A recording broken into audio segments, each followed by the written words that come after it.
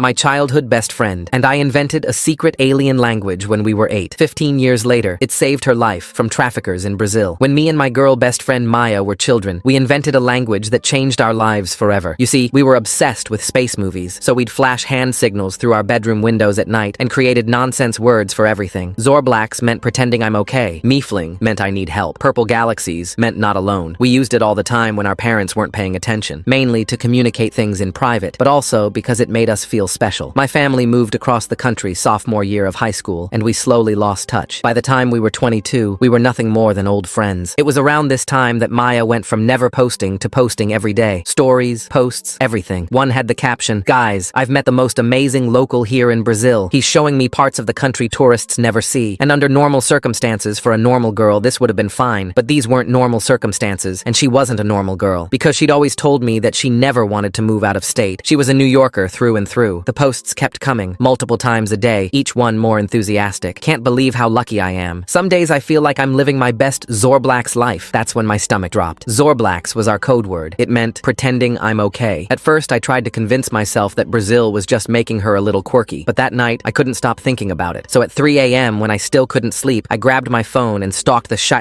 out of her account. That's when I saw it. "This place has major Moon Whisper energy," appeared in 3 different captions. Moon Whisper meant I'm scared. All of her story highlight covers had the caption Miefling, meaning I need help. That's when it finally clicked. Someone was forcing her to post these updates, and she was using our childhood alien language to tell me she'd been kidnapped. I started commenting casually on her posts, trying to subtly tell her that I understood what she was saying, but I had no idea if she was even seeing them. So I turned on post notifications just to track her calls for help better. And with every post, her captions became more and more specific. "This reminds me of when we used to play astronauts," appeared under a beach photo. But we never played astronauts at the beach. We only played astronauts at Riverside Park. "Feeling like I'm 13 again," was in another caption. Maya was 13 when I came with her to visit her aunt in Rio for spring break. "Missing my collection of 23 Purple Galaxy stickers back home," she posted with a sunset photo. I read it over and over. Purple Galaxies meant not alone. But why was she specifying 23? Why mention stickers we never collected? Then it clicked. Riverside, Rio, 23. She was trying to tell me she was near a riverside in Rio, possibly at an address with the number 23. I thought about telling someone until I realized that the only evidence I had was a made-up alien language. So to avoid being locked up in a white room for the rest of my life, I called Maya's aunt in Rio. She recognized my voice instantly. I told her Maya was in trouble and possibly being held near the riverside area. "I felt God telling me something was wrong," was the first thing she said. You see, her aunt was very spiritual, which meant she didn't wave me off as a lunatic. We looked up every building numbered 23 along the water. There were only 3 possibilities. I maxed out my credit card on a flight to Rio. Maya's aunt picked me up at the airport, and we drove to each location.